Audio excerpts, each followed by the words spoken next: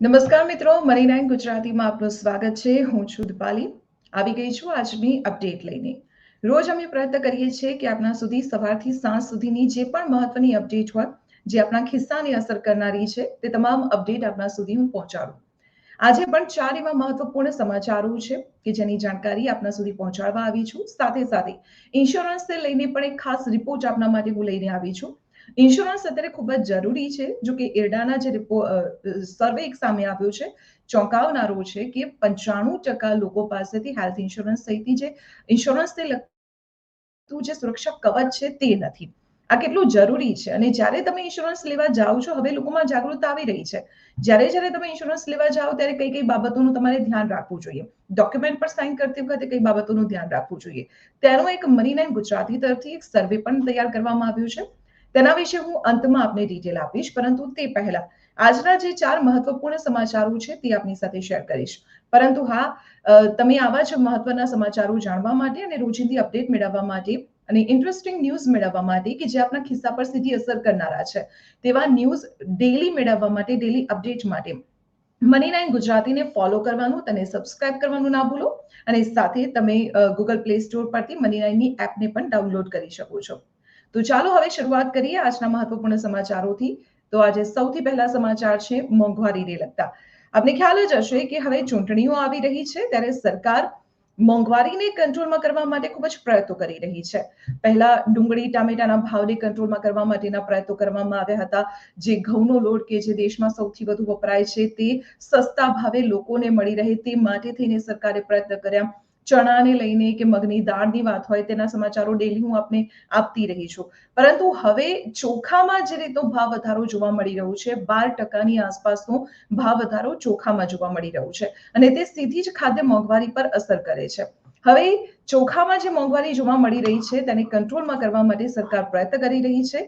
બજારમાં ચોખાનો પૂરતો પુરવઠો જળવાઈ રહે અને કિંમત કાબૂમાં રહે તે માટે સરકારે ચોખાની નિકાસ પર પ્રતિબંધ મૂક્યો છે. છતાં ચોખાની કિંમતમાં છેલ્લા 1 વર્ષમાં 12%નો વધારો જોવા મળ્યો છે.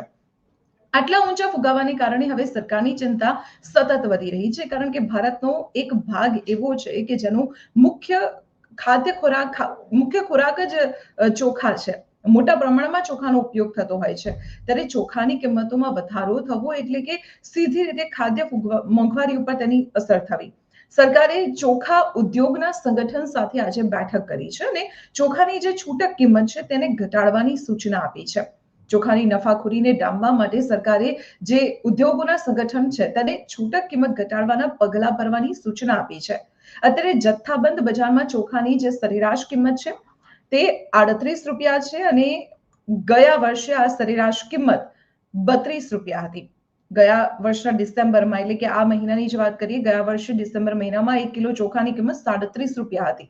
અત્યારે 43 રૂપિયા છે. સરકારે નક્કી કરેલી મોટર પ્રાઇસ 40 રૂપિયા છે.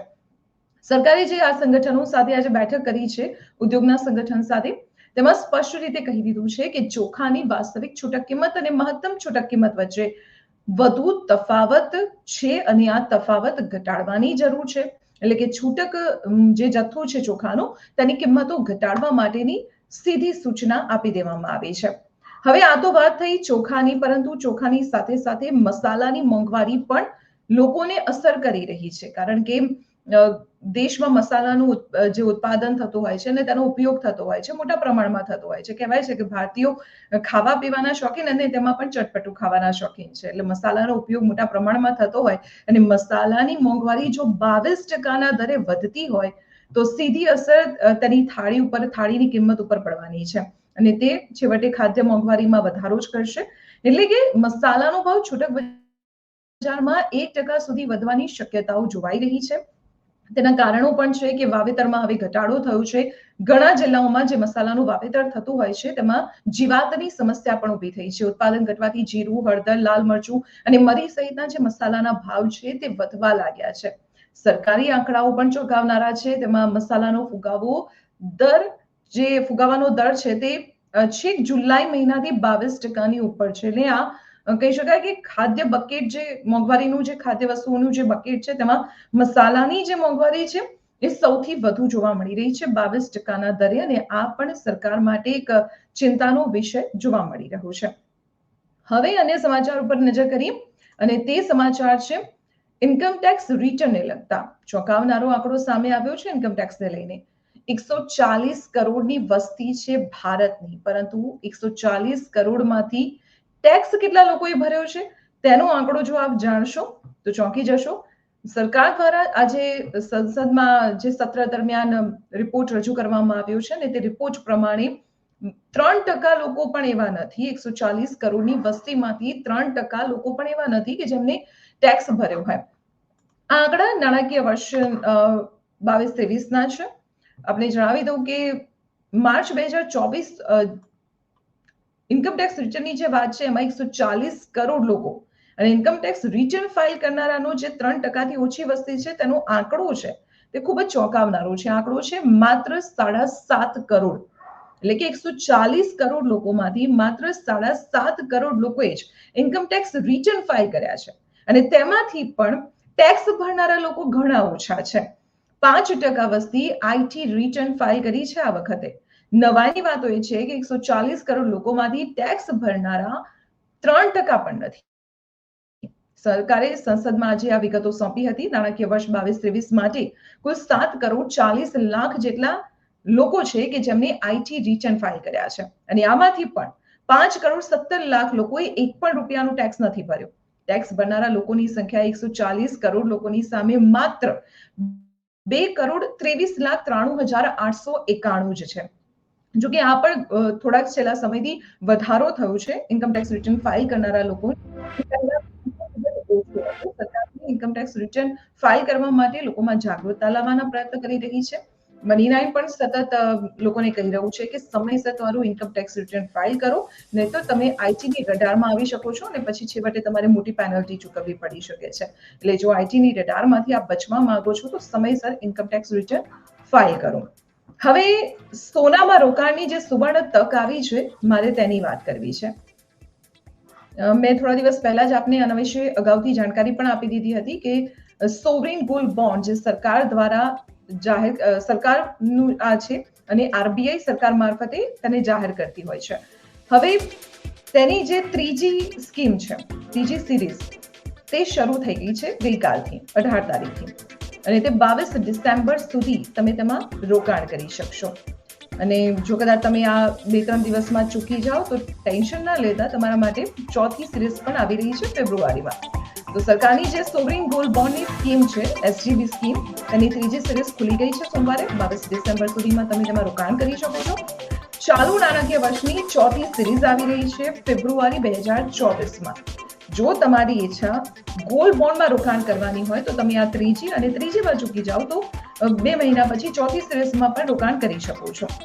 રોકાણકારોએ જે એક્સપર્ટ કહેતા હોય છે, વેલ્થ મેનેજર્સ છે કે પછી ફાઇનાન્શિયલ એક્સપર્ટ છે, તેમની એક સલાહ છે કે જો જ્યારે તમે ઇન્વેસ્ટમેન્ટ કરતા હો તમારા ફ્યુચર માટે કે કોઈ સ્પેશિયલ ગોલ માટે, જ્યારે જેટલું પણ ઇન્વેસ્ટમેન્ટ કરતા હો તેમાં તમારા પોર્ટફોલિયોમાં 10% હિસ્સો ગોલ્ડમાં રોકવો જોઈએ.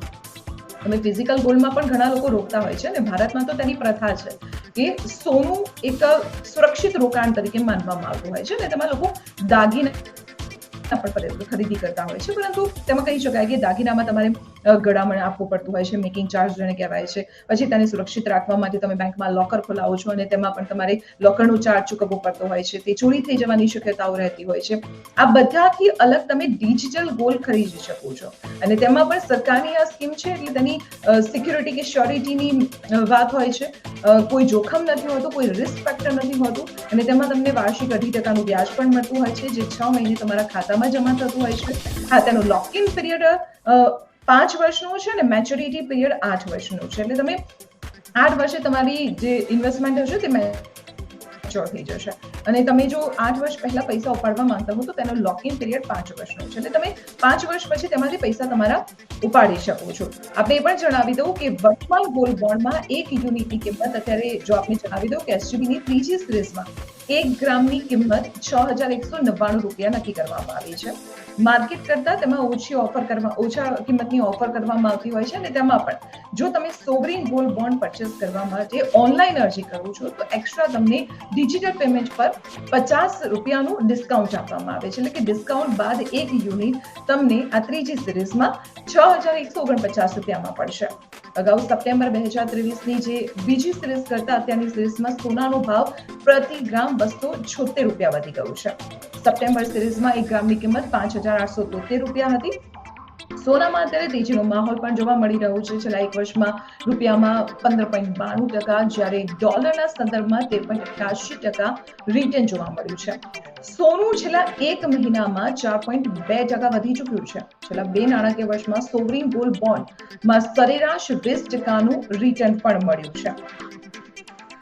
તો મિત્રો, આ હતા એ આજના મહત્વપૂર્ણ સમાચારો. જે 4 સમાચારો વિશે હું આપને જાણકારી આપવાની હતી, પરંતુ હવે આપણા માટે ઇન્સ્યોરન્સને લગતી એક ડિટેલમાં જાણકારી છે, જે મની9 ગુજરાતી દ્વારા એક રિપોર્ટ તૈયાર કરવામાં આવ્યો છે કે તમે ઇન્સ્યોરન્સ જ્યારે કોઈ પણ લેતા હોવ છો ત્યારે કઈ વસ્તુ કવર થશે, કયા તમને ફાયદાઓ મળશે, તેના વિશે તો તમે ડિટેલમાં ચર્ચા કરતા હો છો, પરંતુ શું ક્યારે તેના જે કાગળિયા સાઇન કરતા હો છો તેને લઈને એટલી ગંભીરતાથી તેને વાંચ્યા છે ખરા? તેમાં કઈ વસ્તુઓનો સમાવેશ કરવામાં આવ્યો છે? હંમેશા ઇન્સ્યોરન્સ લેતી વખતે તેના જે ફાયદાઓ છે તે તો ગાય વગાડીને કહેવામાં આવતા હોય છે, પરંતુ કેટલાક કોઝ એવા પણ હોય છે કે જો તેના પર તમે ધ્યાન ન આપો તો છેલ્લી ઘડીએ તમારા ક્લેમ પાસ નથી થતા. એટલા માટે મની9 ગુજરાતી હંમેશા કહે છે કે જ્યારે પણ ઇન્સ્યોરન્સના કાગળિયા સાઇન કરો ત્યારે અમુક બાબતોનું ખાસ ધ્યાન રાખવું. અને આ કઈ બાબતો છે તેના પર મની9 ગુજરાતીનો એક ખાસ રિપોર્ટ છે. ચલો તેના પર એક નજર કરી લઈએ.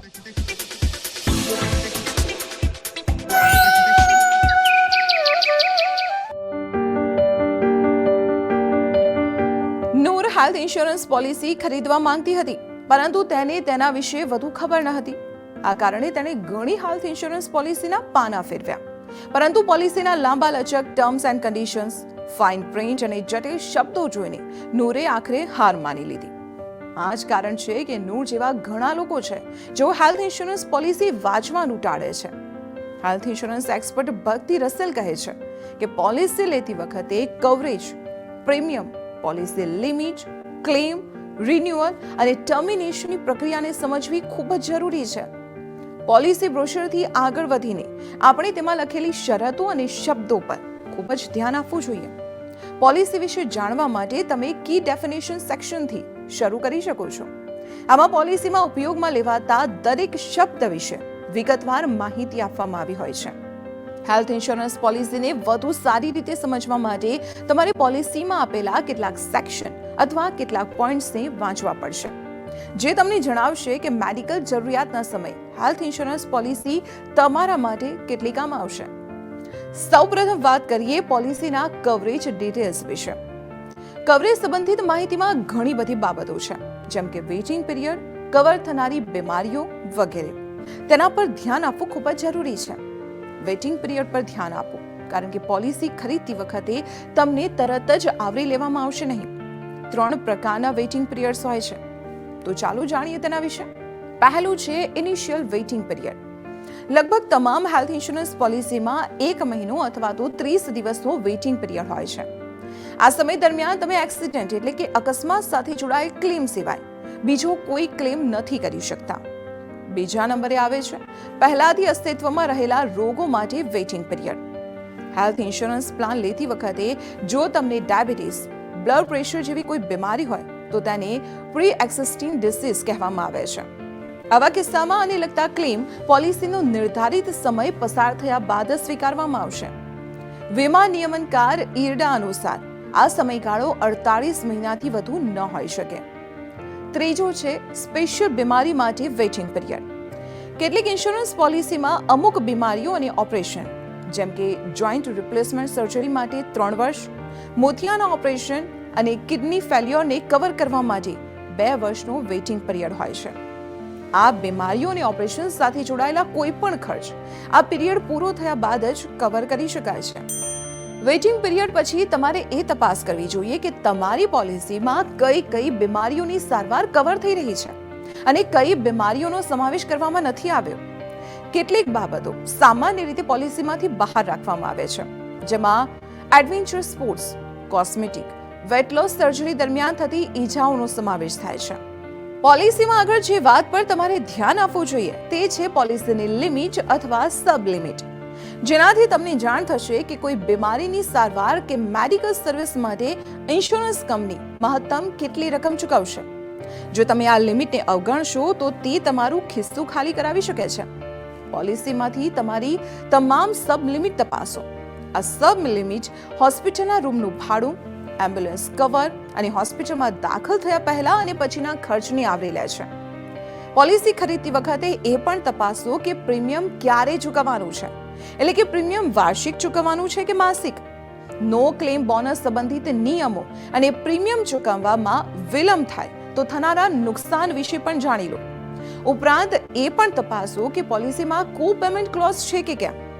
કો પેમેન્ટનો અર્થ એ છે કે સારવારના સમગ્ર ખર્ચના બદલે વીમા કંપની એક ફિક્સ પર્સન્ટની ચૂકવણી કરશે. ઉદાહરણ તરીકે, જો તમારા ક્લેમની રકમ 2 લાખ રૂપિયા છે અને તમારી પોલિસીમાં 10% કો પેમેન્ટ ક્લોઝ છે, તો વીમા કંપની 1.80 લાખ રૂપિયા ચૂકવશે, જ્યારે બાકીનો ખર્ચ તમારે તમારા ખિસ્સામાંથી કાઢવો પડશે. ઇન્સ્યોરન્સ ક્લેમ કરતી વખતે તમામ પ્રોસેસર, ડોક્યુમેન્ટેશન અને સમય મર્યાદા, એટલે કે ક્યાં સુધી ક્લેમ કરી શકાય છે તે જાણો. આને સમજવાથી ક્લેમની પ્રક્રિયા પૂર્ણ કરવાનું સરળ બની જશે અને તમને તે તમામ લાભો મળશે જેના તમે હકદાર છો. જો તમે તમારી પોલિસી કેન્સલ એટલે કે બંધ કરવા માંગતા હો તો સમય મર્યાદા અને રિફંડ પ્રીમિયમની તપાસ કરી લો. મોટાભાગના કિસ્સાઓમાં ફ્રી લુક પીરિયડ પૂરો થયાના 180 દિવસની અંદર કંપનીને પોલિસી બંધ કરવા વિશે જાણ નહીં કરો તો કોઈ રિફંડ આપવામાં નહીં આવે. જો 3 મહિનાની અંદર જાણ કરી દો છો તો પ્રીમિયમના 50% રિફંડ કરવામાં આવશે. જો ફ્રી લુક સમયગાળામાં પોલિસી રદ કરવામાં આવે છે તો સમગ્ર પ્રીમિયમની રકમ પરત મળી શકે છે. જો તમે હેલ્થ ઇન્સ્યોરન્સ ખરીદવાની તૈયારીમાં છો તો અમે જે બાબતો જણાવી છે તેને ભૂલતા નહીં. તમારા પોલિસી ડોક્યુમેન્ટમાં આ પોઈન્ટ્સ પર ખાસ ધ્યાન આપજો અને આ વખતે સમજીને વાંચજો.